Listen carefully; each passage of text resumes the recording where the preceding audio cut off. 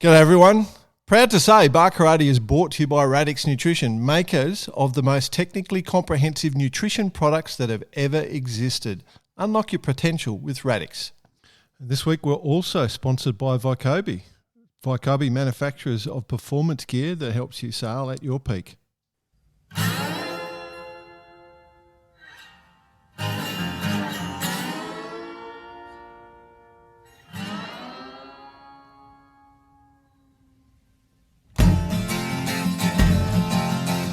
G'day listeners, welcome to Barkarati, the sailing podcast. My name's Jordan Spencer. It's that time of the week where we get to hang out with some really cool sailors, but of course have to share the mic with my two idiot mates. First off, Mr. Brett Perry. Greetings, exalted one. BP. G'day world, how's everyone? Oh, everyone's good, mate. I'm talking for the whole world. I have to apologise for last week. I had a little bit of sleep through. Sort of woke up. It's always high risk. That time of day, especially with last weekend's happenings, but we'll go through that later on. It was a pretty special week in my world. So, it was, we'll go through it all later today. All right. I'll introduce the reliable one. He had a voice that could make a wolverine purr. Mr. Nick Bez. Well, I could have been the one missing this week. Yeah, I know. Last day of the Monaco boat show yesterday. And we kind of, let's just say, a bit of a dog party last night. But of course, I am quite professional in that respect, so I was home pretty early.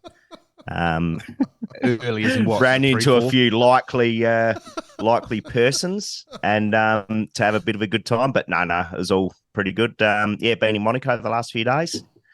Again, I mentioned it when I was in Sardinia, but holy shit, man. Just mind-boggling what you see. Yeah. The wealth around here. Holy shit. And bit of a funny story. So on my neck thing, my ticket or what said Nick Bez, head of Grand Prix sales in that Southern Spas. Yep. That's what it says on it. And someone's like, what's head of Grand Prix sales? And I said, no, I look after all the Grand Prix drivers' boats around here. So who live in Monaco. Charles Leclerc's probably one of my favourite clients. Oh, really? They must be really nice guys. Can't stand Verstappen and his Dutch ways. So yeah, don't say that. They'll take you seriously. The Dutch, they're protective of Max. Oh, God. Be careful. Yeah, that's our problem, isn't it? That is our problem. Well, you could tell when you walked into the Dutch corner, everyone's about a foot taller than everyone else. Yeah. And they're drinking Heinekens at bloody 10 a.m. Yeah. I love the Dutch. Good people. Love them. We all love the Dutch. And I ran this one a few times. What's wooden that? shoes, wooden head, wouldn't fucking listen. Your favourite line. Yeah, absolute favourite line. Yeah, love it. I crack myself up before I even say it. Yeah. Cool. Boys, I might bring in our guest because, there's a bond that brought us all together in our youth. You know, we all shared the same shame experience. And, there's been banter about us attending a world championship in South Perth in a couple of months. All of us taking part. And so first thing we thought, this is good. This is something that really interests us. And we wanted to talk to the class about these world champs that are coming up. And we wanted to have a bit of a chat. And there's one bloke in the world of windsurfing. And when I say windsurfing, I mean the LT, the old Wally windsurfer, the foundation of the sport. Everything that's non-yachts has all come from the Wally windsurfer. And there's one guy that just puts so much into the sport in this nation. He's been president of the Wally class for at least the last 6 years that I can work out. He won the world champs once the LTs came back online and they started doing world champs, won the overall in Lake Garda. He's been on the World Sailing Technical Committee. He's given it all and he's really built quite a strong class. And we're looking forward to talking about the worlds that are coming up, what the Windsurfer LT's like these days, and just how much fun you can have with a little sail and a board. And with your clothes on. With your clothes on. Yeah, with a wetsuit on. Well, welcome to Barkarati for the first time ever, Mr. Nick Bez. How are you, bud? Good afternoon, gentlemen. Yeah, well, thank you. It's a very nice introduction. A little bit little bit OTT, but that's the way we roll. Thank you for having me along, and yeah, happy to get on board with you boys and have a chat about the LT. Yeah, well, probably not only the LT. I mean, that'll come, right? But were you just the nipper as we were, just grabbing a Wally board off the beach as a young fella, just loving like you could not get out on the water enough?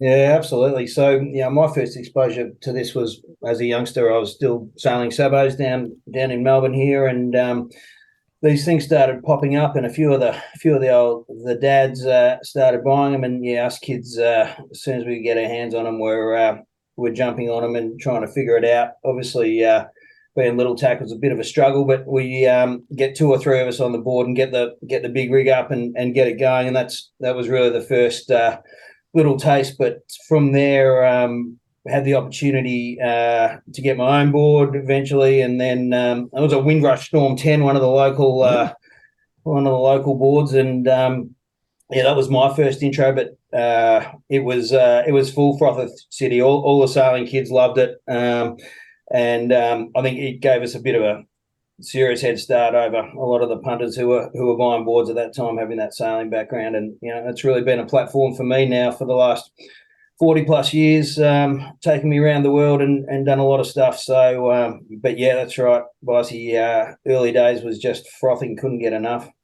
Do you blokes couldn't get enough of the mask base popping out, hitting you in the shin? Well, you were lucky if you got it in the shin, Brett. If you were standing incorrectly, more damage was done than that. Exactly. Yeah, there was some funny memories of that going on.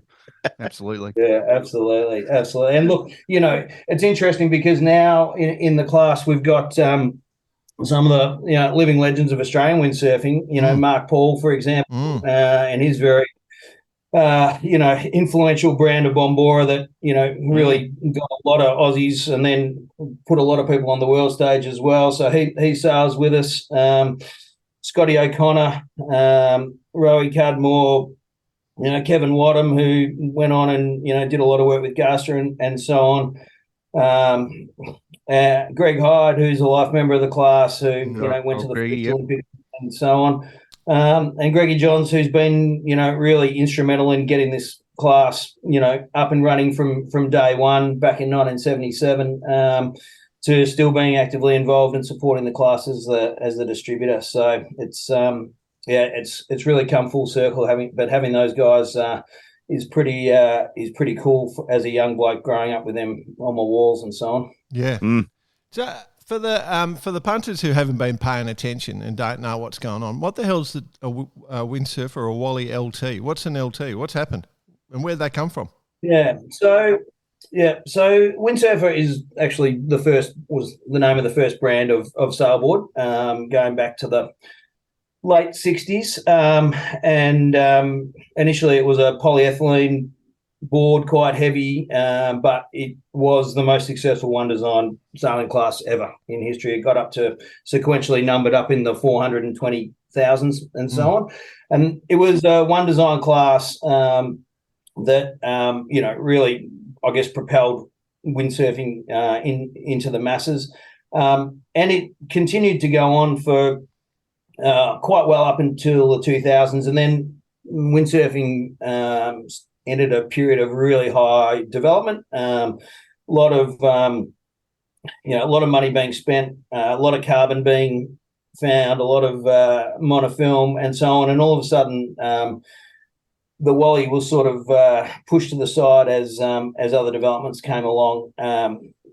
However, there was a couple of pockets of racing. Australia was one, Italy was another, and the South Africans were another, where the championships rolled on and on.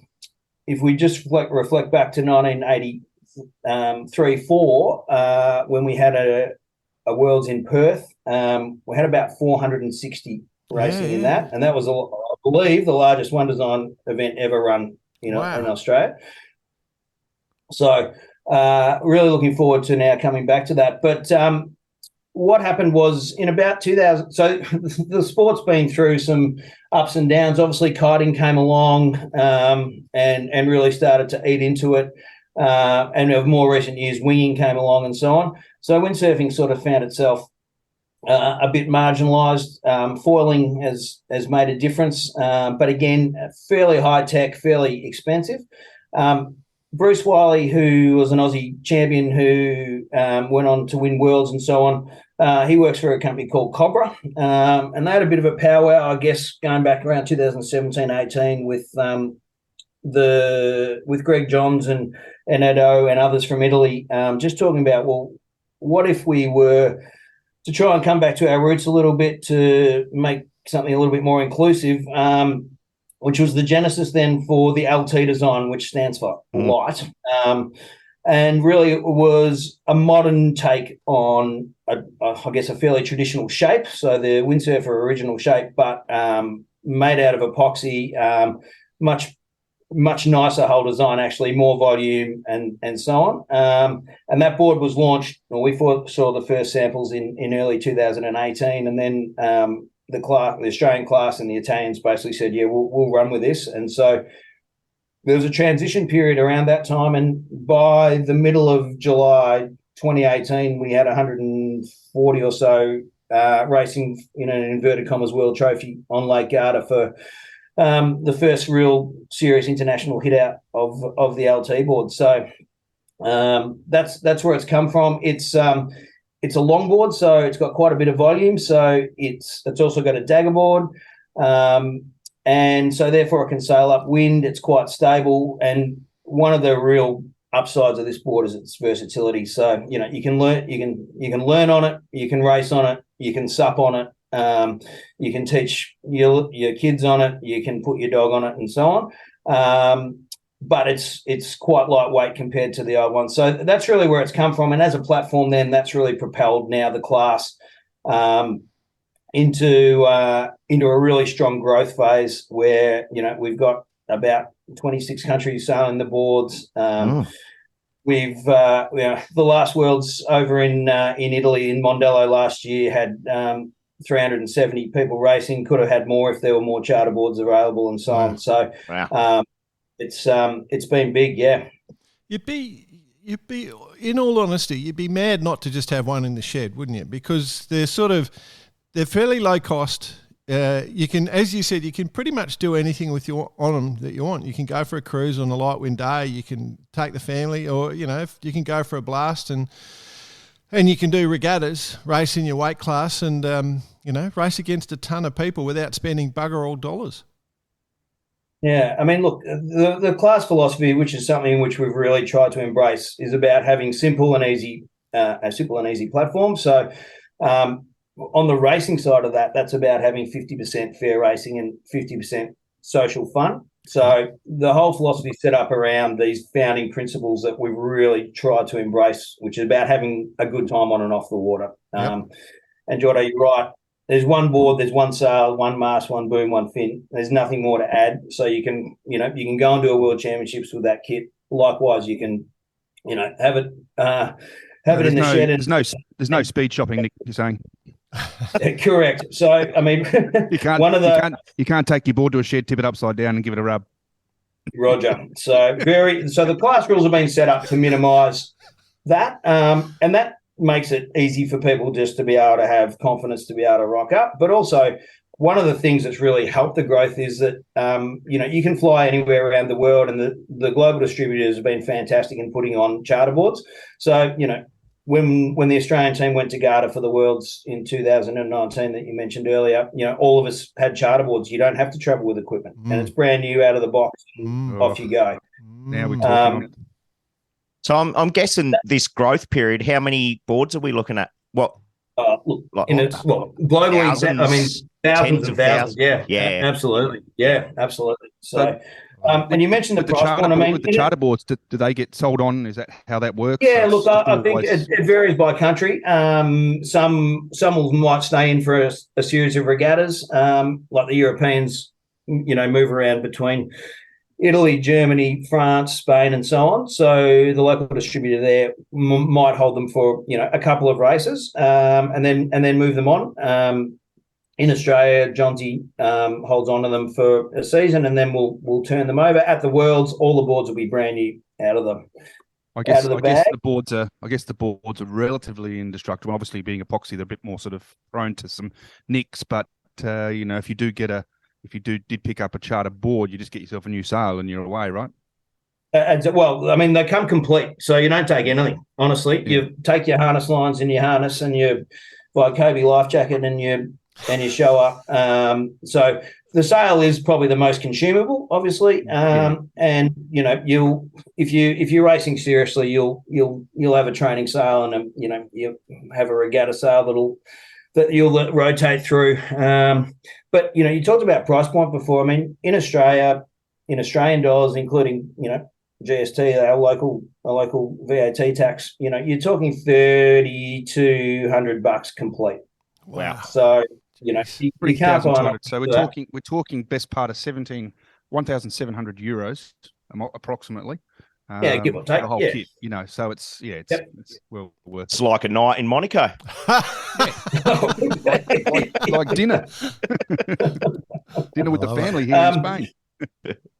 I mean, the other thing that's great about this is that it's highly inclusive. So it's really nice. We've got dads racing with their kids. Yeah. Cool. We've got generations of people who've grown up windsurfing who are now bringing their grandkids through. We've got 12-year-olds racing against 70-year-olds. We've got people who are 45 kilos, on the same platform as, people who've cracked the ton and, might be over 100 kilos. So we deal with that through weight divisions and gender divisions in our racing, which, really just opens up the possibilities for many people who, in other classes, you've got a very narrow, competitive weight range, not so much here. You touched on it a bit earlier. You touched on a bit earlier how the Windsurfer One Design sort of class took a bit of a sidestep during the early 2000s when, slalom and wave and all those high-tech things were going on. That was about, I've got to say my introduction to sailing was Wally's as well. But one of the things that I think brings people back to this is that it's racing, it's tactical. The slalom boards were great. They were great fun. The waves were great fun. I'm not saying there's no part for that, because there's definitely a part for that. But one of the things that must attract all you guys, and still does me actually, is you have to think about it. You have to start. You have to get to the top mark. Bear away. You got to do your reach, and then you got to sail downwind. It's a tactical sport. Absolutely. So the emphasis in this class is very much more on technique and skill and tactics. So, we have done one thing which I think's been a game changer to assist that, and our class rules. Well, windsurfing generally allows unrestricted pumping when you race. So that could be in race boards or IQ foil or other disciplines. We've put in, which has been championed in Australia for a number of years, where we restrict upwind pumping while we're course racing.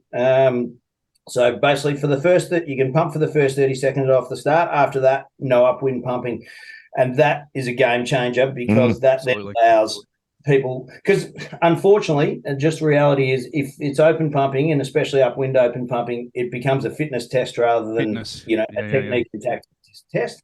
The other thing about these boards is, you sail them like a little dinghy, so you are encouraged to tack. You're encouraged to to be very very finicky when it comes to wind shifts and so on. Whereas on a foiling board or others, the distance you lose by actually tacking is so much that you end up hitting the corners and so on in a lot of cases. So this has really put it back into a very tactical thing, which having a sailing background is super enjoyable. And you're right, there's a lot of people who really enjoy that aspect of the class.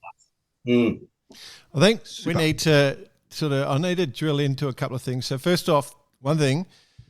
You're a bloody genius by making regattas fun, and it's not all out there doing big, long races. So we need to understand what the different events are. We need to understand what the different weight classes will be at the Worlds. If Bicey BP and I turn up, are we going to be in the same weight class as bar karate, or is there going to be a special bar karate class? Like bar karate class. Bar karate class. Well, if you'll have me, normal size human beings. That'll be 4 of us. Okay, so normal size human we beings. recruit a few. Yeah, the normal size human being class. But no, so there's sort of 3 elements there. It's about that making regattas fun. You know, like everyone, not everyone's there to win, and everyone forgets that. You know, like there's only 2 or 3 people that are going to have a chance at winning, really. Maybe 10 or 20 in some classes, but the rest of it's there because people, like, I don't turn up to regattas to win anymore. I couldn't give 2 shits about winning a race. I want to just have as much fun as possible. Could we have a Ginger class? Punch ups at the top mark, 30 seconds of pumping done, bang, you're out. Red mist. Follow the red mist. We're very one of the very things inclusive. It's an inclusive class, Brett. Yeah, exactly. So, look, it is absolutely fundamental to us that we do provide this class philosophy of 50% fair racing, 50% social fun. So that's just a given. So the way we put that together is that we have multiple different kinds of racing disciplines. So in a 3.5-day nationals that we run, right, we would put on around between 7 and 9 course races. So that'll be a traditional upwind, downwind, whether it be windward lewards, triangles, and so on. We would put on slalom, which are really short course events. So so heat, we run heats, so 8 to 10 person heats, and it's a sort of a knockout as you go along, but double elimination. Very short course, about 8 to 10 minutes. Nice. Where possible, we set it up on the beach, right? So it's very spectator friendly. We have commentary, we have music.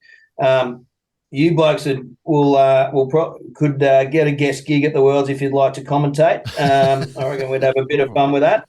So we try and explain it to people, but B, you know, you've got mums and dads and kids and friends and whatever, and they can actually see the racing, like it's right there. Yeah, that's which is pretty cool. And then we've got a marathon, which is a long distance race, which could go for a couple of hours. That's an all-in start. So at Lake Garda, or up at Noosa, we had our last nationals had 145 racing at Lake Garda. Everyone's on the line together. Bit of carnage. Is that the one Sarah Kenny won? Did she won that outright? Did she? She did. She did win that outright. So the girls race the boys, and it's fantastic. And this is a class where males and females and others can compete on equal terms, on equal equipment. So that's that. And then the last discipline we do is freestyle, which is a 3-minute trick routine. And this is where the versatility of these boards come in. And I reckon the bar karate boys could be primed for the freestyle. Mate, I can see it now. I can see Jordan out there in the dick stickers. Rail ride, splits. On the rail with a yellow stripe. We've had Borat, we've had Warney smoking a dart out there during the thing. We've had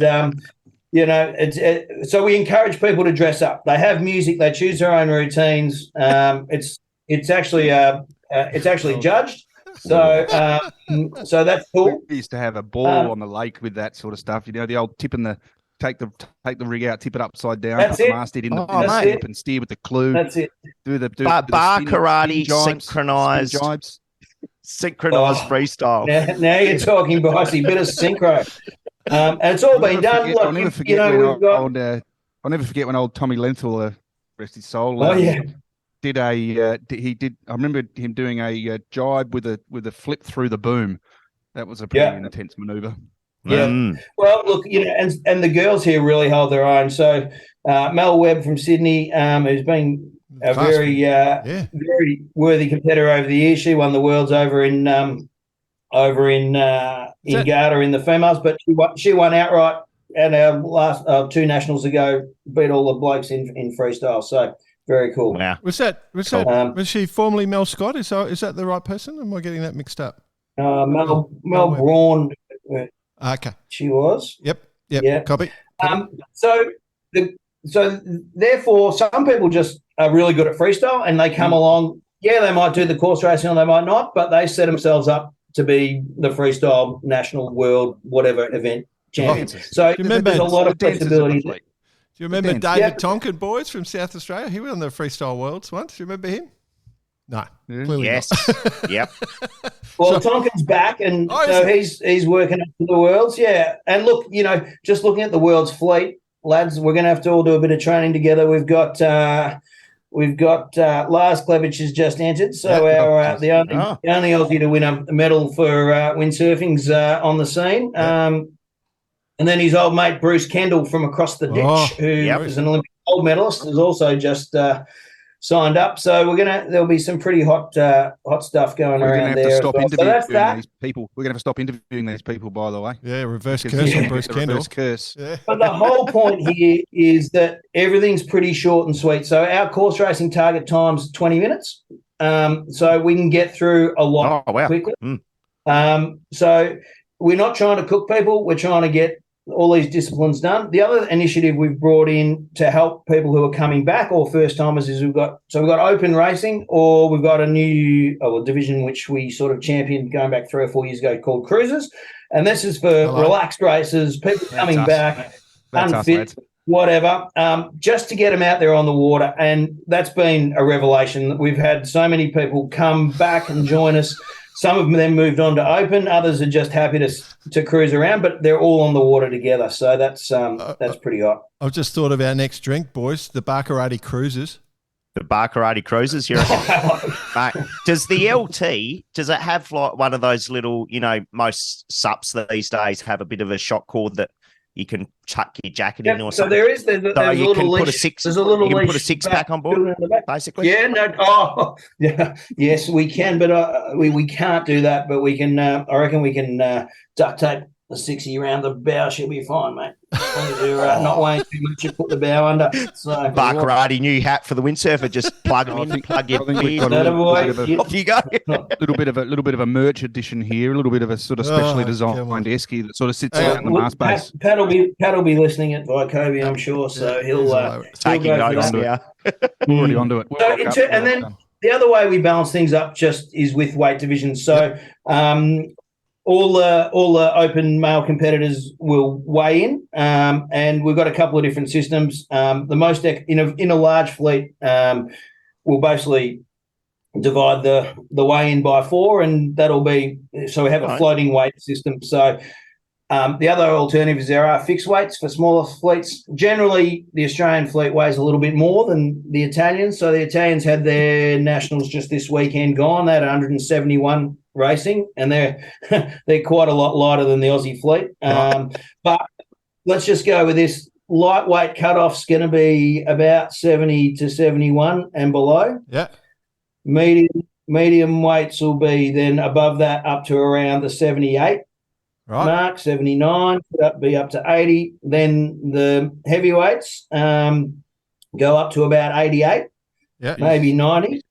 And then above that's the inverted commas super heavies, and the larger lads straight up, lads. Yep. We're all down. Well, I don't know about you guys. Are you going to make that, or it's pretty simple? I think it's Pat, like you say, he's sitting there with his notebook now. Yeah. And it's basically, if you're a size small in Pat's shorts, you're in the lightweights. If you're a size medium, you're size large or extra large. Yeah. All right. Well, there's our third system. But the point of that is, maybe that is the system, Nick. You got to say, okay, rock up at the event. What you got to do is put a pair of shorts on. You don't have to weigh on. You just got to put the shorts on. That's how you designate it. That's the way. The great thing about this is because we only use one size sail, and it's relatively small. It's a 5.7. Having said that, it's a fairly old school design. So it's modern windsurf sails use a lot of downhaul tension, a lot of rig tension, and big sizes, and then twist. This is much more like a traditional yacht sail. Yep. So we sail it a lot deeper and a lot more powerful. It's got a soft luff, so that allows this sail to be used for slalom, for freestyle, for course racing, and so on. And it's actually quite technical to set up. You basically have to make a choice before, in particular in course racing. You got to set your downhaul tension and your outhole tension before the race. There's no adjustable outhauls and so on. So there's a bit of nous in getting that right as well. I was actually going to ask that of you, Nick. I was going to ask that of you. The old days, the old boards, they were fairly sort of simplistic. I know these are too. But we would play around with that sort of stuff. Has the board added an element of technology to it? Has the board made a noticeable difference? Very noticeable. So much lighter, about 15 kilos. So they're about 7 kilos lighter than they were. So they'll plan upwind now, which is. Yeah. So, it's chalk and cheese. Also, downwind as well, much stiffer. So they plane, a lot more readily downwind as well. They're beautiful board to sail, actually. Really, they've done a really nice job with the hull. And because there's more volume, the larger lads have a lot more fun on them too. Yeah, cool. Just remember the old bendy boards down the lakes. It was fun. That's it. Going over a wave and the whole board bent. By the time you got back to the shore, your teeth had almost shaken out of your head. Actually, Nick, with say you're a normal sized bloke, and I may or may not have had a couple of goes on one of these newer LTs, and and you stand on the thing, right? You get the boom at the max height for the cutout on the sail, and it's got these windows that are down at your shoulder, and you can't see anything. Are you allowed to actually put a little extension in the class rules so you can lift it up and actually see it, or do you have to sail around squatting down like a midget? I think you and me better have a one-on-one, son, and we might have to sort out your stance a little bit. The answer is no, you can't add a mast extension. But we might have to work on your stance a little bit, I think. Well, but, I'm just the way I'm that height. That's it. It's just the thing's too short. Right. Okay. Well, we'll get on to Bruce. We'll see what we can do. But the answer is no. You actually can't add. There's nothing you can change in that rig. It's important to understand that. Yeah, I wanted to get that through. Yeah. Yeah. Well, let's talk about going to South Perth, right? So there was a little bit of back and forwards going to South Perth. For the people overseas listening who haven't been to Western Australia, she's a glamour spot, right? The one thing I'm concerned about is that we're going to get a lot of people come over to do the Worlds and never leave because they're going to have so much fun in West Oz. It's a windsurfing mecca. There's going to be wind. I'm willing to bet Nick's left testicle that there will be wind. Absolutely stonking wind. I know at a Worlds it'll always be different to what you can expect, but it'll be stonking over there, won't it? What can people expect? Yeah, look, so this Worlds has been, unfortunately, 3.5 years in the making now. We were supposed to run in 2020, and then the pandemic came along. So it's been a challenge for the volunteers of the class to continue to work this, and over that time, and so we were initially going to be going to Mounts Bay, and over the period of time since we're expecting maybe 120, 150 to come. We'll get 250 plus, and unfortunately, as things moved along, we just needed some more infrastructure. But I do want to shout out to the crew at South Perth who at Mounts who unfortunately put in a lot of work with us, and then we've moved it along. But so South of Perth, what can you expect? Well, basically we're sitting right next to a desert. We're sitting in a situation that a very classic sea breeze builds the Freo Doctor. We're going to be on the Swan River, so it's going to be relatively flat water, but we're very close to the coast. And, I mean, we, as advertised, 15 to 20 plus every day in the afternoon if the Doctor switched on is what we're looking for. And certainly days above 20 would be also expected. We will do some morning racing as well when it comes from the other direction off the land, which could be a little bit more tricky and a little bit lighter as well. But yeah, look, WA is the place to windsurf in Australia. So besides the event there, you've got waves, just wave sailing perfection up and down that coast, or slalom sailing, or foiling. You got Margaret River close, you've got Lancelin, you've got Jarrow, you've got a heap of infrastructure and just a beautiful coastline. We did, when I did my song and dance in Garda about come to Perth, there were a few question marks around sea critters and so on. And I think, Jordan, you're an expert on those. What can people expect based on your experience in the Swan? Well, you know what they will get. So first thing, south of Perth, it does stand up a little bit on that sort of southern side, just to the west of South Perth there. There's this sort of big headland, and it can get quite steep and choppy there once the wind builds up. But one thing you will get quite often is just an immense amount of jellies rolling down. You could have to stand on the top of your rudder, your centerboard, to punch through a few of those jellies. If the jellies are running, they can run pretty. They mightn't exist anymore, but they did. Days gone by, they used to get quite a few jellies. But it depends where you place the course. So I've got a suspicion that they'll bring it back, sort of to the east and sort of. Yeah, well, we're going to run two courses simultaneously to get it all in. So it'll be interesting to see. Mounts Bay. I mean, there were more concerns. There were more concerns about critters with big teeth and fins. The sharks. They don't have to worry. Don't have to worry about that. Yeah, no, they take January system. off. There's a bit of a toll system at the river entrance. So and most they're tight asses over here, so they don't even venture up the river. Absolutely. Well, the other thing it's the start of the Christmas holidays, so they've generally sort of got themselves all catched up. They're over in Rodo, so don't have to worry about that. If you are a Euro or Yank coming over to Oz to Perth to do it, it's the last thing you'd even think about. In all honesty, maybe if you were down at Esperance, if you're down at Esperance, maybe you got to be a little nervous down there. If you go.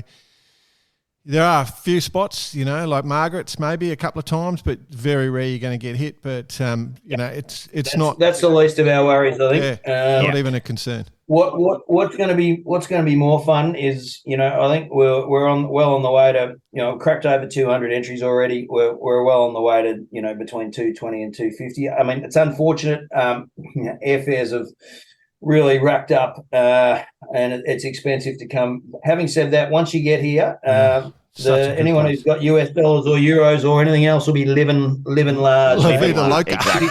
The way it is, mate. And what's it all look like from a social point of view? Bice with the tough questions. Well done, son. We've again really tried to focus on the off water. So for our international guests, we're working through a whole range of cultural delights, including potentially a petting zoo for let's bring it on site so you can have a cuddle with a koala or a kangaroo.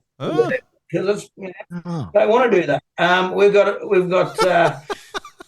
We've got a DJ every day. We're going to have commentary. We've got a couple of very nice socials. We've got some local breweries jumping on board. We're gonna have a welcome to country ceremony. So we'll try and showcase the best of Oz all around and give people a little bit of a cultural experience as well. But we're really sticking to this 50% fair racing, 50% social fun. We do the welcome to country? No. Myself? Oh, you guys. I am. No, you cannot. Well, just an esky and a beer and a... No. It don't work that way, BP. Just step away from that one. Leave it alone. You can do an acknowledgement of country, my friend. That's as much as you could do. But don't start me. That's it. No, righto. So it's all good. On. But we're running all four disciplines, which is going to take a serious amount of coordination with regard to race management. So, to get through 250 people, three disciplines that count. Freestyle is an optional one in the overall scoring, but still going to be world champ awarded, and some really, really cool routines being planned there. But to award the overall world champion, we basically have got because the thing is we've got to bring everything back together. So the lightweights, the medium weights, the heavies and the super heavies, we've got a scoring system which then brings them all back in line, because in most instances we don't race together. We race in our weight divisions because that just makes it a lot fairer given the weight spreads and so on. So the way you win a world championships is you've got to be consistent across those three disciplines that count. So the scoring system goes. So course racing, it's your place in your division. So Jordan, say you came second in your course racing. It's all plus your average points in course racing. So let's just say we had 10 races that counted. Your score was 25. Yep. Your average would be 2.5. So we're going to add 2 plus 2.5 for course racing. So your score for course racing is 4.5. Yep. That makes sense? Yep. Yeah. Second for your place. 4.5. Then it's going to be your place in your division in your slalom. So let's just say you got first there. So you've got 4.5 from your course racing plus 1. Yep. You got 5.5. And then your marathon result in your division. So 3, you came third there. That's 8.5. And that for each division we do that, and that all comes together. So the bottom line is... You're pretty good, Jordan. I was just going to say, send the prizes. You've won already. I've had a cracker regatta. He's already celebrating. Have a look at it. That'll get you pretty close. You basically, if you can get a low score in your course racing point score, that really helps. That's key. So it's very consistent. You've basically got to win one discipline and be no worse than a third in either of the others in your weight division to have a chance of winning the overall, I would say. So because you at Garda, you won the overall, yeah? Yeah. So I did. So I went second in course racing, and I think my average was 2. First in slalom and second in marathon. So that gave me like a 7, which was cool. And the next guy, there's quite a few who were around the 8.5, 9. There's another Aussie, Timmy Goulet, a good friend of mine, who by rights probably should have won. But he went first in lightweights, had a really low score in his course racing, a 1.6, first in slalom, but then inexplicably got a 6 in his marathon, and that cooked him. He ended up with a 9.6. Oh, that's just terrible. Terrible. Not even worth mentioning, Nick. I know, right? But that's how it rolls. So you gotta be consistent. That's the thing for Timmy though. Like Timmy Goulet, he's never been able to last. I've got his wife's number in my phone. We may dial. We'll give him a call. But so that's it. We've got some really, there's going to be some very, very, really good competition here. We've got 14 countries so far represented. I just saw, what happened over in Italy this past weekend. So I think 2 of the 4 winners there are coming. Got some crew from the US and across the globe, a lot through Asia, which is great. The class has gone like gangers up through Europe,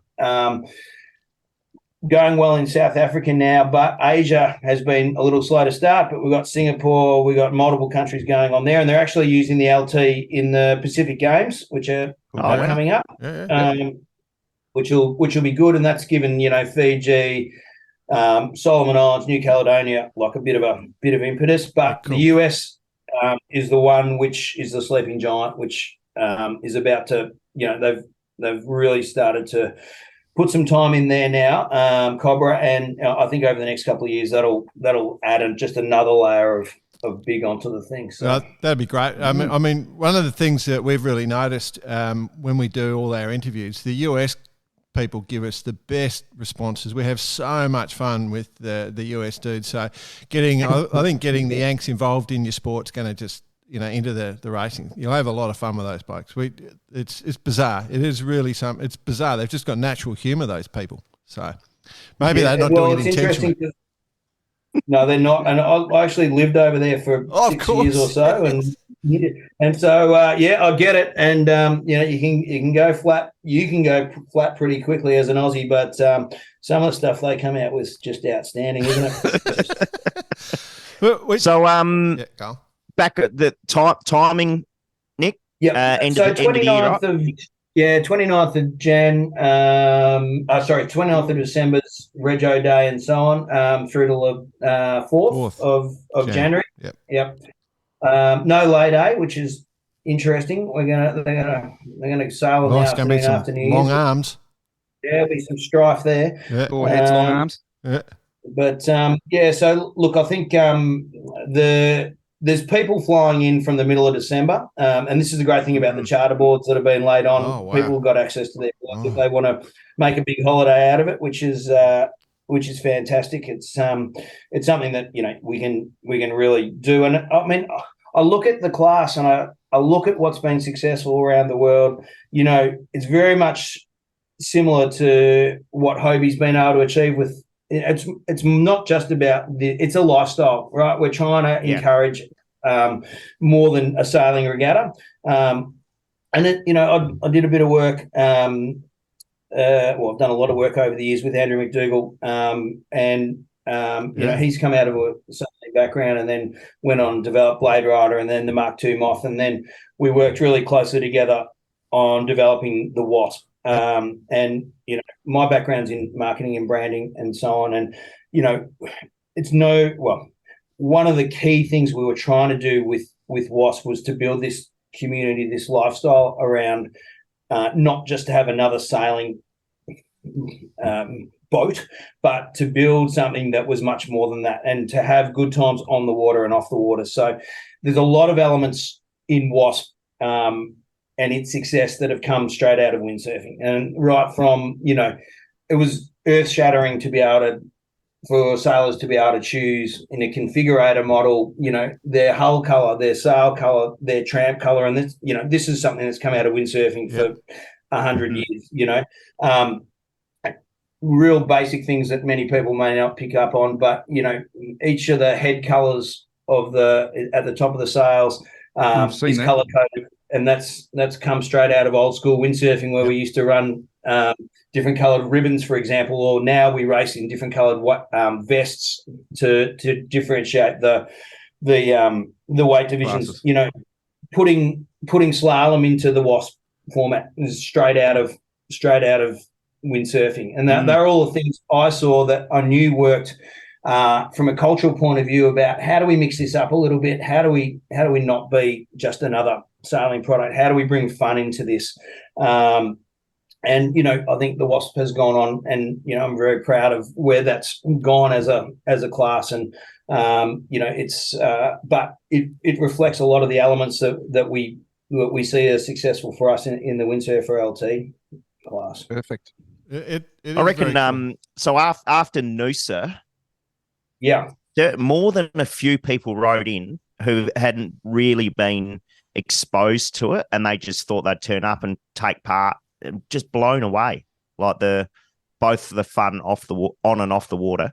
So we had a few people write in about that, and obviously challenge us to make sure that we were in Perth for the Worlds. Of course, we've had a few peter outs. This potentially could be one. Well, look, I know we're down to the very few last charter boards, but for you VIPs, we'll move heaven and earth, I reckon. But look, honestly, it's going to be a really, I think, fun event. It's going to be a big event. I mean, 250 in Aussie or 220 in Aussie is a large number. Absolutely. And then, look, the key challenge for us as a class is to maintain the momentum, outside of the world. So, we've got a really lean structure where we've got state reps in every state who've got a lot of autonomy. Their only mandate is to expose the class as best they can. So we have travelling series in most states now to try and expose our fleet to other yacht clubs. And, we've had massive uptake over the last 3 years in particular, where clubs, Brighton Seacliff in South Australia as an example, got 35 plus boards. Parkdale in Victoria, which is, really stuck fat with the One Designs over the years and now into the LT, they regularly get 35 racing every weekend. And they've got storage for 45 plus boards and could probably handle another 25 if they had more room. And so we've been able to grow fleets, and for a yacht club, it's a great opportunity to offer another option to keep people on the water, whether that's kids coming through. And, a lot of the youth that we've got have now gone on and started foiling or started winging and whatever. And the way I speak to those young adults now is, well, this is like your family. Once a year, come back to the Nationals, like coming home for Christmas, right? You see everyone, you have a good time, and then you piss off again. And we've built that culture. But to encourage the kids, the class funds a youth scholarship every year. So the best boy and girl aged 19 or under, the class funds financially to go to the next World Championships. And we've been doing that for 5 years just to give them some exposure. We've got other things like our Women on Windsurfers, which has been fantastic, where, we basically provide funding into the States, and we ask the women of the class to do what they want to do. And that might be a morning tea, it might be a come try it day, it might be sailing together in their own peer groups with support from the class as they want it.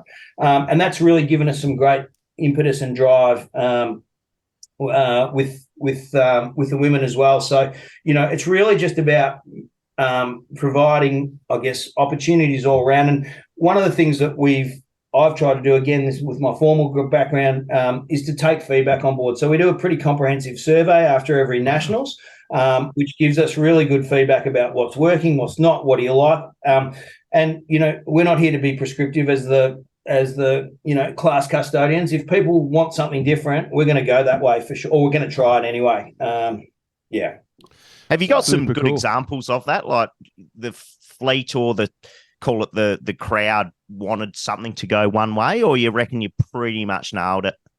Oh no, look, I think we're working all the time. It's now our struggle is because the fleet's so big. We had 145 at our last Nationals. We're starting to get limited on what clubs can handle us. And sure.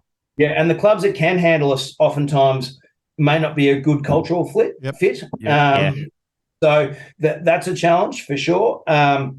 I think, as we've had new people come into the class who maybe come out of race boards or other classes, getting their mind around the no pumping rule, for one thing's a big deal. And so there's some cultural stuff there where the better guys and girls in the class need to show some leadership, which they do.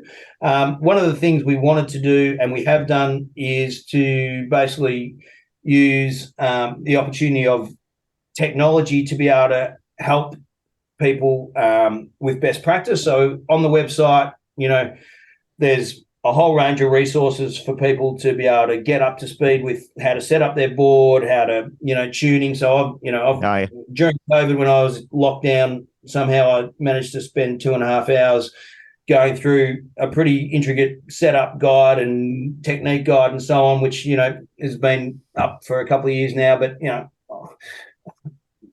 it's had, 20,000 views or something. But what the point of that is we've got a great culture where the leaders in the class, those at the front of the fleet, are very willing, by and large, to support others, to share their knowledge, and we try and push that back. So there's some of the things, I guess, Nick, that have been asked for by sailors. To do that. Some of the other things we've mucked around with.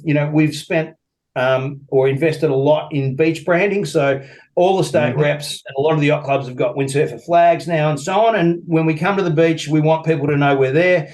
We've got, we've invested in our own slalom marks and whatever. So the local reps can run little things off the beach, but we're also doing just social events because racing's not everything. Yeah. Right. So we're doing events where there's no racing. It's just come and have the Queensland crew are great. They'll meet somewhere. They'll go for a sail together, then come back, have a barbie, a few beers, whatever. And that's just as important from my point of view in terms of building that culture and that equity. The other thing we do, we do fundraisers from time to time. We've got the Grab a Slab event down here in Victoria, which I've championed, which is a teams race where, we put together the back of the fleet, the front of the fleet. They all got to work together in a relay race situation, and then last man or woman standing, sprinting up the beach, diving under the windsurfer flag to grab their Coopers or whatever they're drinking, and as well as some softies for the kids or whatever. So it's just about trying to create that fun culture. For one other thing, we had a glass out at the 2020 Nationals over in South Australia. Like, we were losing time and everyone's like looking at each other. Someone came up with a grand idea. Let's do a sup race. So we put together some state teams or oldies teams or whatever and rustled up some paddles, and we got the board, 6 boards, and off they went and did a little relay race and all the rest of it. And that just, I guess, is something you wouldn't normally see activity. At a yacht regatta. You know what I mean? So, and it's fun, and we don't take it too serious. And the commentary, if you can track some down, there's a lot of just rubbish talking, which I'm quite good at. And there's a couple of us who have a go. The banter. The banter. Yeah, exactly. So just how do you think this shit show started? Right, yeah. How do you think this shit show keeps going? Keeps going. Mate. So look, that's us in a nutshell. I think, from my point of view, we just want to keep people on the water, and this has been a great way to get a lot of people who gave up sailing or windsurfing or whatever back to the sport. It's a great way to keep kids who might not have the money or the inclination to want to keep going through the normal pathways. It gives them something to do. They like sailing with their old man potentially, and in particular beating their old man or whatever. But they've now created their own little culture within the class. And, I was pretty happy one Nationals where, normally the kids don't want to hang around with the oldies, but we had a bit of a party night, and it was amazing. All the kids hung around and danced with the old dudes and had a few drinks. And for me, I think we've made it when, the kids feel comfortable enough to want to hang around, Right. Love it. I love it. I was going to say to the boys that there are a whole bunch of sort of little guides online, if you are going to try and challenge the J-Dog in South Perth, that Nick has kindly provided a few. The other thing I do want to tell you, mate, just to keep in the back of your memory, is if you want to host the greatest sailing piece of water in the whole world, and the LTs would go off, Port Vincent. Port Vincent is it would just go off. Yep. It'd be the best. That would be a nice place to do it. Yeah, it'd be a great. Well, interestingly, maybe the marathon could be from Brighton to Port Vincent. Outstanding! There you go. The Nationals by rotation go after Perth. They go to New South Wales, and then it's back to South Australia. So nothing's impossible. And then the year after that will be the 50th Nationals in Australia. That'll be a big party, and that'll be back in Victoria. So wow. So we've been crapping on about jumping on these for a couple of years, so we should be good for Adelaide. Yeah, a full rotation we've missed. That's right. I love it, mate. We're sort of out of time. It's been really cool, I think all three of us, when we saw the LTs pop up, we just thought, this is great, because they were magical days for a lot of people, and for 450,000 people, they had a lot of magical days, sailing on these things, and they are a much better board now, the epoxy board, the LT. It doesn't wobble, as BP was saying upwind. As you say, that leads to planing, and the rig's a bit more modern. It's the sort of the last version of the old standard windsurfer rig. Yeah, absolutely. Yeah, and I mean, there's a carbon mast which has helped, and the centerboard's a lot stiffer. There's been incremental improvement across the board, which makes it sail a whole lot nicer for sure. Yeah. So well done to Bruce and Greg and all those people that put their hands into that and brought it back, because I think it's exactly right. What you're passionate about, Nick, and we can pick up from the discussion, is that you're creating an easy way back to the water. That's something that we've talked about all the time. Let's not make it expensive. Just make it fun. Go sailing. Yeah, that's the key to it, isn't it? Yeah.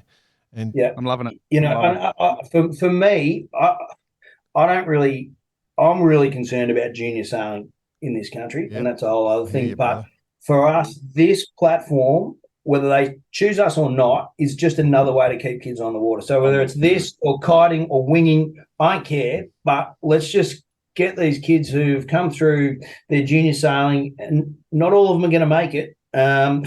But, we need to find ways to make it simple and fast. This thing rigs in 5 minutes. You're on the water in 10. Yep. You can knock out, 3 to 5 races in a club racing environment in an afternoon, and you're off the water in 2.5 hours. The days of it's just a convenience piece as well. So there's a whole number of things that have fallen into place here that, I hope, at least in our own little way, are making a positive difference. And it's just something that hopefully as time goes past, people like yourselves who've been there feel like, I can do this. The thing is you can. So it's cool. Yeah. It's very cool. I'm inspired. Yeah, fired up. I'm seriously thinking about it. I really am. Come on, Paul. Mate, best of luck to everyone competing, and all those names you mentioned, I remember them all, and, just have the best possible time. Maybe, Barkarati might attend. Come on. And if not Perth, this South Australian thing's lot, lads. Yeah. It's a lock. I'm thinking to see if I'm going to fit seriously into those medium wetsuit shorts. Yeah, well, I've actually got a call with Pat on Wednesday to go through some merch for the event. So I'm going to be mentioning this. Yeah. I think the elastic waist situation, though, could be an absolute win for many of us. I think Pat already has Bicey's sizes on standard, right. And he does, and then he puts a slightly smaller label on it just to make him feel better. In for it. Just scratch out the 30-foot 32s. Very cool. The other thing, gentlemen, just to finish is, the locations for World Championships or any of these events are not just about great sailing, but they're about great times off the water. So, Cobra's hosted this thing up in Thailand, which they've resurrected the Siam Cup, which happens in Thailand just around Christmas. Won't happen this year, but so there's lifestyle events going on everywhere. And I think given Bar Karate's esteem with regard to doing lifestyle stuff, you could be the media crew of choice for that little number, I reckon. We won't say no. We've spent plenty of time up in and around that region, and we've worked out the technology differences and issues. We're good to go. Yep. Quite alternatively, give it a couple of years, and there was a very large windsurfer one design event, back in the day, the original windsurfer in Cancun, Mexico. So stay tuned for a Mexico World Championship. Hot tip. Hello. Right. Hot tip. Well, Boss might turn up, might not be sailing. Yeah, Boss. Where's he gone? Is that your Sharpie heritage, Boss? It may be. Exactly. It may be in one of the. I can't say the word. He has contacts. He has contacts in Mexico. Roger that. Okay. Well, listen, guys, thanks for the opportunity. Do appreciate it. Thanks for. Shit hot, Nick. Awesome having you on, mate. So I love it. fun. I love it, and I'm seriously thinking about seriously. Frothing. I just wanted to go for a sail yesterday and thought if I had a Wally here, I'd love it. I love it. That's good to get on them, kids. Get into it. Yeah, get into it. Cheers. See you, mate.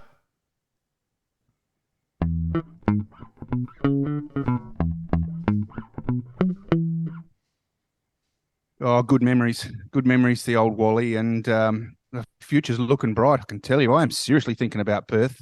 Mate, you got Wally Froth. I've got a Wally Froth. We've got to change it, though. It's LT Froth. LT Froth. Exactly. LT Froth. LT Wally. No. What I did like about that conversation was he said, that the kids can go off and do their foiling and do their wingding, but they're always welcome back to the family. I'm so glad he's thinking about us like that. The kids can come back. Us children. Well, we can come back anytime we want, and he's looking after us. The only kid about us is the way that we're going to bloody behave. Yeah. That's it. I love it. I love it. Oh, don't worry. We'll be dancing with the oldies. Hey, it's going to be great fun. I'll tell you what. Now, look forward to a dance with Jordan. all the Wally listeners are going to attend the Worlds. It is going to blow. You're going to have a lot of energy consumed. So can I suggest go to Radix Nutrition, jump on their website and have a look at some of their meals, breakfasts, their drinks. They got new flavours in their sort of whey protein and the fruit proteins as well, the plant protein, and you can go to the Radix website, so Radix Nutrition, and then you can get a discount by just typing in Barkarati into the code, so the one word, Barkarati.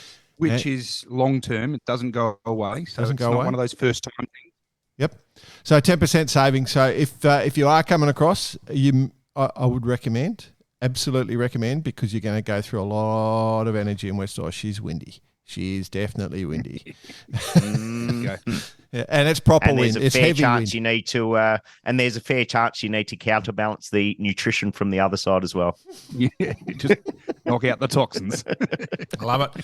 All right, boys. Club events, Middle Sea Race starts in a few weeks, so I just want to give everyone a heads up. So for things that are coming up, it's not really a club event, but it's one of our favourites. We talk about it a lot. Great, lots of controversy over the years. Great. Sort of sailing location, it's an iconic race. It's one of the real iconic races on the world circuit. So for those getting ready, it's not an easy race. I've got to say, having done a few of them, it's a tough race. Tough race. It can really turn it on. Tough race. I love it.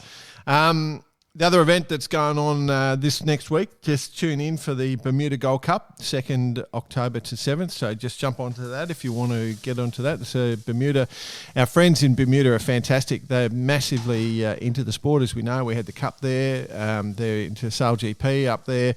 And, of course, the Bermuda Cup, which has been going on for years and years and years. So that is on this week, and you'll be able to catch that and watch that. The other one you can probably, I don't know, there's a kind of live stream for Sail Paradise.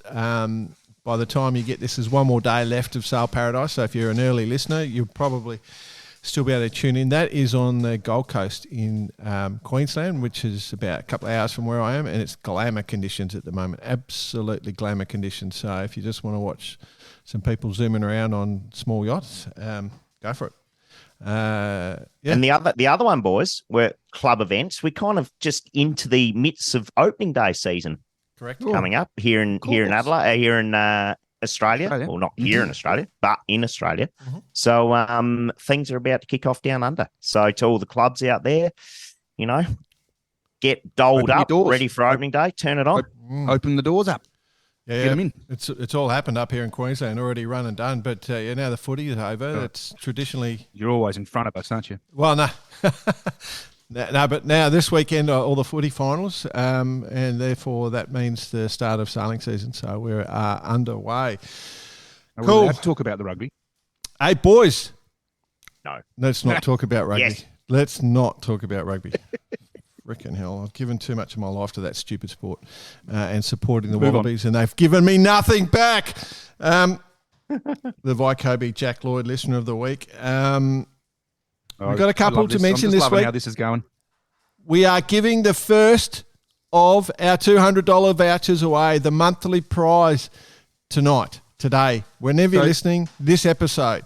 But first, shall we mention a couple of listeners that we've had in this week, boys? Absolutely. Okay. One is one of our favourite listeners. She is consistent and thorough in her approach. She's always funny, mad for her sailing. And we do have a lot of soft time for her, and we appreciate everything she sends through. And she sent a cracker through this week. Gents, another wonderful episode. Hey? Aimed purely at you. Yeah, taking the piss out of me, so I love it. Denise Del Mundo, she was our listener of the year last year. Another wonderful episode. There is, however, something I feel I need to clarify. Here in Northern Australia, us Canadians use the Canadians. The Canadians. Yeah, Canadians. She spelled it Canadians. Anyway, they use reef flip-flops. This is a thong, and she sent a picture of a person in a thong, G-string, what we call a G-string, which is where the cloth goes up the butt crack. That is apparently a thong. And this is generally used as either underwear or, in some countries, as a swimsuit. It may be also worn for traditional ceremonies or competitions. Viewed from the front, the thong typically resembles a bikini bottom, but at the back, the material is reduced to a minimum. Now, I did check Amazon. There is a lovely pair of black ones that Jordan can wear over his Vicobie when he goes out for a wing ding, and she sent me a picture of a G-string. That's a new name for it. I love it. She sent a picture of a G-string that says, "I love sailing." I'm slightly afraid to Google wing ding thong, so the only option is one with a sailboat. They'll look amazing, possibly alarmingly frightening over the top of his Vicobie, but he definitely will not get lost in the crowd. I can have them shipped with Bicey's Tearaway metallic tracksuit, referring to her email from last month. Up until next week, my friends, get out and stay sun safe. Now, there's a new merch idea. And I wouldn't be surprised when we actually do go to video and I have my metallic tracksuit rip-offs on, what I'll be wearing underneath. But there'll be a thong. My reefs. Okay. Now, this is all good fun, taking the piss out of the Aussies, calling our shoes, flip-flops thongs, right? And you guys going, oh, how stupid are the Aussies, they call their flip-flop thongs. Flip it around and think about it from our perspective. When we heard about you guys wearing thongs up your butt cracks, before we had TVs, which wasn't that long ago, we used to hear about you Northern Americans, the Canadians and Canadians wearing thongs up your butt cracks. And uncomfortable. Brings a whole new meaning. Brings a whole new meaning to thinking. double pluggers, doesn't it? Yeah, the double pluggers, exactly. The things that we used to consider you guys were wearing, we couldn't work it out until we got where video would you put footage. It? How would you keep it in there? How would you keep it in there? Like, you have the sole up the front and then the straps come up the back, right? And as you said, the double pluggers, BP, where do they plug in? Yeah, I don't know. Where do you put your big toe? Anyway, so it's a lovely email. We're very very happy with that one. Another one, boys, Steve English. Steve English, the legend, has found he sent me on Instagram a link to a page called Ginger Armour. There is a page called Ginger Armour, and Ginger Armour manufacture all natural moisturising sunscreen for your face and sensitive skin, particularly for the ginger. And it's an experience, because if you go to the page, you'll see a lot of gingers just in their dick togs. And there's a lot of bright light reflection off the photography, but they're wearing their ginger armour, and they're ginger and proud. And I loved it. I loved it, mate. Steve English just ripped it. I can see you both are looking up ginger armour. Ginger armour. It's cool. Love it. I think we've got as much as we love the input from our Canadians, that's a pretty solid input there. You want some solid input, BP? I discovered a whole new technique this week. Somebody shared on the Insta a photo of I'm going to call them the Catalan catamaran, I think is the best way to describe them. Catalonian. What is the word? Catalonian. Hey? Yeah, anyway, carry on. Yeah, anyway, so someone shared some footage of that, and I jumped onto it, and they're called, what are they called? The patin Avella or something like that, or the patin Catalan. So what they are is a little catamaran. It's a one design. Comes off the beach. You just pull it down the beach. It's got no centerboard. It's got no rudder. One sail, mast, and it sort of just sheets in, and you just jump on them, and they race like fleets of 200, and these things have got no rudders, right? Somebody shared the video, and I was just going, what the hell is this, right? Just put it on our story. So it was up there for 24 hours. Said, what the hell is this? And got inundated. My phone just was going ping, ping, ping, ping, ping, ping, ping.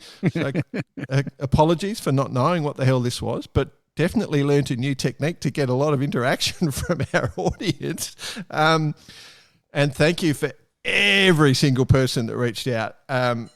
But they're crazy, and they're in Valencia, and I'm concerned. Like did you guys have a look at that footage I sent you? No. Oh yeah. Yeah. BP's onto it. He's going out there today. I'm going to go and shoot over there and have a quick look. Yeah, he should be, Pete. It's crazy, but they just sail him with body weight and sail trim, and And sail trim. Yeah. And I did get some pretty full emails saying if the committee boats do take a hit sometimes. There's been some pretty full bore damage. And stuff. Bear away. The bear aways, the whole thing. But I don't think they're that hard to sail. But they do have. I did notice when I was watching a few of the videos, they're all one design, but you can pull the mast forward and you can drop it back. So you almost sail it like a Wally. Because if you want to bear away, take your rig forward. Wally froth. Yeah. And then they back into the sail. Yeah, it was very cool. So that was a good one. But if in terms of generating a huge amount of numbers of responses, asking a question rather than stating something, it was a lesson learned. But thank you for everyone that did write in. You guys got anyone you want to contribute to Listener of the Week? Or did I cover off them all? I'm liking what you've done there. Not Listener of the Week, but isn't it time we hand over that voucher? The Listener of the Month? Listener of the month. It's our first one. $200 voucher. This is great. Thanks to our mates at Let's get Vycobi. that confirmed. That's Australian, 200 Australian. That's correct. Just make sure that's understood. Probably wise. Yeah. So hey, it doesn't matter. It's better than a kick in the face with a mouldy fish, right? You're like you're the Shakespeare of our team, BP, with some of the wordsmithing you do. I'm trying to be. I try. Boys, I'd just like to congratulate our inaugural winner of the Vycobi $200 voucher, and thanks to Pat and the team at Vycobi for generating this. It's a good man, a person that deserves it in a big way, and someone that has really embraced the whole getting into the Barkarati thing. And congratulations, Mike Khalil. First week of September, Mike sent in a promotion about the Dillon Open, which is one of the regattas that they're running. So he was sent in stating he was having a beer in the Seattle airport on his way up to his cruising boat on Vancouver Island. Thought he'd reach out and give you an update. Last week we had the Dillon Open, blah, blah, blah. Great exposure you gave us on Barkarati. Talked about the weather, talked about all the beautiful sailing, where Dillon is, the PHRF fleet, and the banner they had made up for Barkarati and stuck it behind the bar, and sent us a whole bunch of pictures. Like, it was fully enveloping. It was the right thing. This is the sort of bloke that we wanted to reward for $200 for someone. Not only is he going through the effort of putting on a regatta, they're doing an amazing regatta. He was promoting the regatta. He promoted us. Shit, yeah, mate, you're a legend. And even Mike, you've nailed it. Nailed it. Closest regatta to the moon. And yeah. Pat will have exactly what you need to be close to the moon. And so we don't lose our favourite Kennedy. Indonesia came in a very close second. There was a long discussion about this. So keep up the good work. And let's get some new ones in there as well, guys, because it's genuine. We love the stories. Love the stories. Yeah, it's $100. What we do see is there's quite a regular bunch of people who get in touch with us. But if you've got someone funny to share with us, just get on there. Cheers at barkarati.com. Yeah. Give us a yell. Not too serious. Not too serious. And I'll just give you a reminder for those. So obviously Vycobi are sponsoring the show as well. So, we've talked about all sorts of different things, and they're sponsoring this. This will be going on throughout the year. We are very close to these guys. One thing, if you are a yachty and into sailing, their technical sailing equipment is pretty impressive. So there's quite a bunch of different sort of sailing boots. So predominantly... And new stuff coming out all the time. It's a big focus now. Speaking to Pat the other day about it, it's a big push. Big push, yeah. And obviously, they've got the boots, which are fantastic, super high grip boots, all different shapes and sizes there, different ways you can get them. They've got their gloves. They've got the Hiker Force suit, which I grabbed one not too long ago, and you can adjust the legs to whatever length you want on that, which is a very clever idea, the way they've done that. And then, of course, the Torque quick release trapeze harness, which is new. They're not waiting around for World Sailing to decide on the quick release thing. They've gone for it. It's ready to go. And so all the technical equipment is there. Our mates at Vycobi, I can honestly say I was in a paddling shop the other day, and I was talking to. They had a heap of Vycobi in the paddle shop because they do a lot of paddling gear. And the guy that was running the shop, he said they're the best company to deal with that he's got in his room, and he loves them. So we love them as well.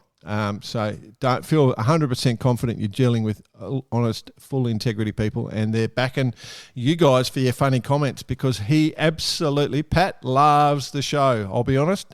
We can say that with no lie. He absolutely loves the show. He does contribute for quite a few comments. So yeah, love your work, Pat. Cool. Anything else before I push the magic button? Push the button. Got a surprise. Here we go. It's hot time with Bites. Let me just relax in my thong here. Now, gents. It's a bit confusing with a pair of thongs, isn't it? What do you do with a pair? Yeah. Okay. For how long have we been doing the show? 4 years. 4.5. And there's been a constant complaint in those 4 years. Not enough. Any idea what that could be? Yeah, we need to do more shows. We're not. Any idea? We're not serious enough. Not professional enough. The logo. Oh, the yeah, logo's yeah, off centre. Yeah, the logo off centre. Yeah. Whose fault is that? Well, that was you, Jordan Spencer, because you uploaded it through Buzzsprout, which then it just gets distributed across all platforms. Right. But what I want to say right now is you're welcome. Oh, what have you done? It took me about... I've centered it. You moved it took me about millimetre. Took me about 3 seconds to do yesterday. That we've sat on for 4.5 years. So the logo's back in the centre, so we won't be receiving those emails anymore. You want to know something even funnier? I didn't even realise. Oh, yeah, no, it was quite annoying when you did realise. Yeah, we've copped it. But anyway, all good. Anyway. So you're welcome, listeners. Those ones with a little bit of, OCS, ADHD. Yeah, OCS. Sorry, ADHD. Sorry, that's me. OCS. Encore side. All the sufferers of Encore side, we've fixed the logo for you. OCD, you dick. OCD. Anyway, we're going well. Other big news, possibly the biggest news in yachting since Australia 2 won the America's Cup 40 years ago. What's that? During the week is the rainbow. I She's knew out of the shed. The Scowl rainbow. She's coming out of the shed, but I did cringe a little bit. I did cringe. She hasn't got the new mast yet. Right. So they put a 125 rig in it. Mate, we used to have punch-ups on the lawns in Port Lincoln between the Rainbow Sailors and the 125 Sailors. It's criminal. It's on crime. which was better. Yeah. It's sacrilege. It truly is a crime. Mm. So I'm sincerely hoping the new rig turns up soon and it can get a proper rainbow branded sail go in it. Well, but we'll be keeping a close eye on won't that. we, Jay? Yeah. And the rumour I've heard, BP. Rumour I've heard, BP, is that there is a new Southern Spar rainbow rig about to be launched onto the catalogue. Right. Okay. Well, it's actually a batten from a super yacht, is it? You found a couple of old battens out the back. I might. I know where they can go. I love it.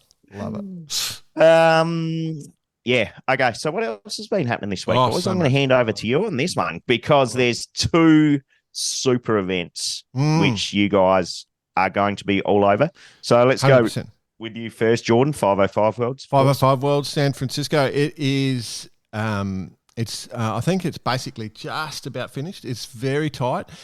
The interesting thing, of course, is they're racing right in front of St. Francis, which is very biased and a real local knowledge sort of course. So if you've been to San Francisco, right near the base of the Golden Gate Bridge there, St. Francis Yacht Club, which is a fantastic yacht club, fantastic people, great place to sail.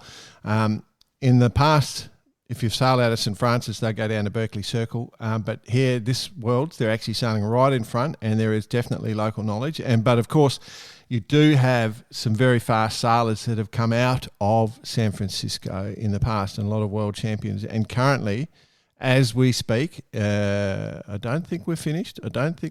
We might be, but Mike Martin, Adam Lowry leading the way. So Mike Martin is one of the unique Not people. an unusual name. Yep. We don't have to say too much there, do we? Being on the show. World champion in the class before as both a helm and a crew, which is a very rare feat. I've managed to achieve neither of those feats.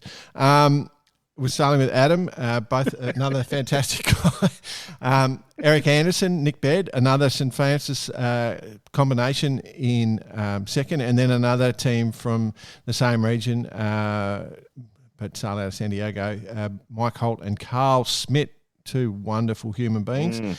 So it's all US first, second and third, and very unlikely to change. They've got a little bit of a gap at the moment from the rest of the field. The Nathan Batchelor, Sam Pascoe, who are very phenomenal Pommy sailors in front of Ian Pennell and Alex Daves. Another couple of phenomenal Aussie Pommy sailors, and then Howie Hamlin and Jeff Nelson, a couple of legends there as well. So it is quite interesting. The best performed Aussie. I do want to point out AJ Conrads. AJ is a young lass. She's a mother. She's got a range of kids. She's married to Ted Conrads. Both of them sail 505, so separate boats. So AJ's in ninth, sailing with Rob Woeful, who's won a Worlds before, a fantastic sailor. And hubby Ted, who is also a great sailor, sailing with Reeve Dunn, is in 19th. So AJ is just putting it out there. She's quite talented, very serious. She has a lot of similar characteristics to my wife. Very serious, very determined, super fit, and I'm excited to see her doing so well. So that's good. First and best placed Aussie at the moment is Mal Higgins. No surprises there, but Mal's sitting in 16th. So it is US. It's very Northern Hemisphere centric at the moment, but racing in San Francisco, they've had good wins. And if you haven't checked out the Facebook page, go to 505 Facebook page. The photography has been unreal. I don't know if you boys have been. Have you guys checked it out at all? No, I was just waiting for our half-hour weekly update from you. So thanks very much on that. Well, my mate, they've got a French photographer, a bloke called Christophe Favreau. He's a fantastic human being. And he does some amazing photography. We've spent a lot of time together, good friends, and he's doing some beautiful photographs. So jump on board and have a look. So the next one, of course, is Mini Transit. Over to you, BP. Of course, Mini Transit. Mini Transit. So excited, loving BP. this. Look, I'm going to keep this really quick because 300 words or less, if you could. Yeah, they've got about the Protos have got about 600 and something miles to go. We've got a Uruguayan in the lead, which is quite cool. Yes. So I'm looking forward to seeing how that all pans out. Young Federico Waxman. Oh, the Waxo out there. Yeah. Waxo. Followed by the two French, obviously, Laurie Gailey and Victor Mathau. So that was pretty easy names to pronounce there. They're just about in Orca territory at the moment, BP. They're about to get their rudders bitten off. Territory. They've gotten through the Sunfast Union unscathed, so now they're down in Orca area. So we'll see how that pans out. Now moving on to the series boats. So for those who don't know the differences between Protos and series, Protos are sort of pretty well you just got sizes to deal with. You can have any materials, canning keels, foiling, etc., etc. Series are a bit more sort of rule governed. In other words, GRPs, aluminium rigs, and rigging to keep the prices down. We've got a Luca Rossetti, not our old mate Luca Risotto, but a different name, Luca Rossetti from Italy out in front, and Bruno Lemonier second from France, and a Swiss guy by the name of Felix Oberli in third. They're again very close to the Protos. They've been they're all within 20 miles of each other. Well, it's because there's no wind, BP. They're just but it's it's one of those sort of things, isn't it? Yeah. And if we head down to our mate Peter Gibbons Neff, he's sitting in 50th position, which is out of a fleet of they're all right next to each other. Not easy. He did go. I did watch him from the start. He went to one side of the course and made a decision and came back and lost a bit, but he's piloting his way through the fleet. So exciting times coming up. They're on their way to Canaries, and then they'll have a little break, and then they head off to Guadalupe. So we'll see how it all pans out in the coming Well, they're not going to pick up the trades, are they? They literally aren't sitting there. So once they get off the coast of Africa, they're still, they've got to go through some pretty light winds. A few of them are going to run out of food. I'm going to say it now. Some of them haven't packed enough Radix. They obviously don't have Radix, do they? Yeah, that's it. You can split a Radix in half and you still get more than enough carbos. Dear. But yeah, good luck to everyone. Right, that's my little summary in 300 words or less. I hope that was good, Bicey. Over to you. Yeah, no, good. The Monaco trade show. The Monaco trade show. I mentioned it at the start of the show, but mind-boggling what's going on here.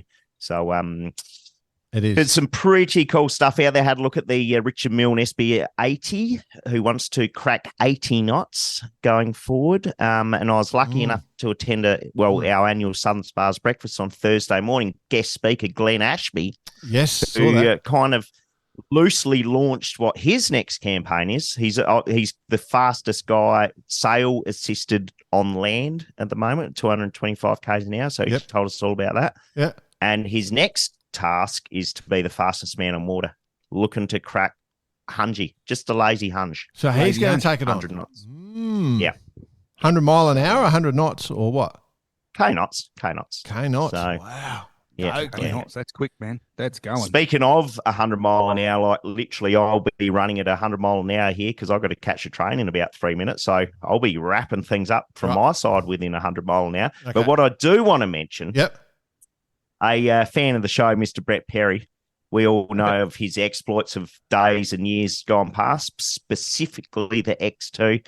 You had a little win over the weekend, BP. Oh, well, congratulations, mate. It's a long battle. We've all seen it and seen where it's got to, and then bloody good to be on the top of the podium. So well done for that. It was a bloody emotional day. It was and all involved. We had a lot of heartfelt discussions. For those who don't know, we actually had our first win. Not only a win, it was an absolute smashing. We got a trifecta. It's like black caviar. Overall, first IRC in Class 1 and double-handed. So it was an exciting week. We know the boat can do it. We've had a few upgrades. Look good. We're in what we call Generation 2. So it's all with all these sort of things that happens. You get yourself to a point where you can do something better. And I think we're damn close. I think that's it now. So let's get on. Enjoy the ride. Yeah, well done, mate. She looked glamour. Look, glamour. Congratulations to the team on Aspire winning the 5.5 metre Worlds. Our mate Johnny Bacon in third in that one. So the Aussies here, but Aspire. There's some serious talent on that boat. Is all I'll say. Anyone want to do the names?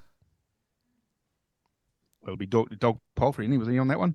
No, this is buddy Matus Kuznerovic, the Finn sailor that won gold medal in the Finn, that's won the world champs in the Star, won the world champs in bloody everything. Eddie Wright's on there, and then apologies to our Polish friends. I really am sorry, but Pemslor Gacic. I think. I have no close idea if that's even close. And again, apologies, but fantastic performance to them. The team on Aspire just winning the Worlds, and they tried to give it away in that last race. They took a flyer on that last upwind, and they nearly lost it and then got back. But, there's some talent on that boat. Lots and lots and lots of world champs. Congratulations. Bloody awesome, mate. That's great it, boys. I think Bicey, he's packing his gear up as we speak. Packing as we're doing. Running out the door. He's just smashing a Radix breakfast while he's doing all this at the same time. That's right. Exactly. So go on, get the farewell, boys. Farewell, listeners. We'll be chatting to you next week. Good to see you, boys. See you later. Right. Safe travels, boys. Thanks, everyone. Remember, if you do want to pick up the Radix Nutrition, go to their website, type in Barkarati as the code word, and you'll get 10% discount, and exactly the same for our friends at Lycobi. If you type in Barkarati into their website and you want to get some of their fantastic clothing and technical clothing, you will get 10% discount thanks to the team at Barkarati and our friends at Radix Nutrition and Lycobi. Go in peace. Have a great week. Cheers. See you, boys. Goodbye.